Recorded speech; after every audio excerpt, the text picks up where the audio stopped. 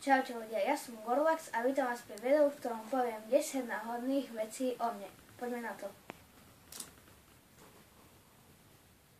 No, takže prvá otázka. Ako sa voláš? Volám sa Adam. Druhá otázka. Aký šport robíš? Hrajem florbal. Koľko máš rokov? Mám 12 rokov. Aké máš zvieratá? Takže tu mám ryby, mám tu dve také sivé a mám jednu takú oranžovú. A mám tučného psátho masa, ktorý ide otvoriť dvere. Meš.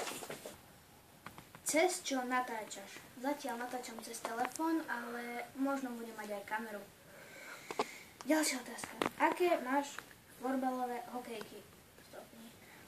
Mám takú, unihok, oranžovú.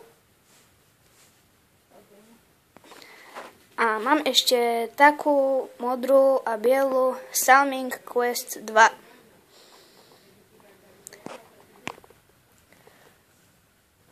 Čo najradšej robíš vo voľnom čase? Najradšej asi hrám hry cez telefón alebo na počítači. Aký je tvoj obľúbený predmet? Tak ja mám rád telesnú a mám rád aj počítače. Ako dlho ti trvalo vymyslieť si meno? No, tak s tým bol dosť veľký problém, lebo nič vôbec ma nenapadlo, takže bolo to dosť ťažké vymyslieť si meno.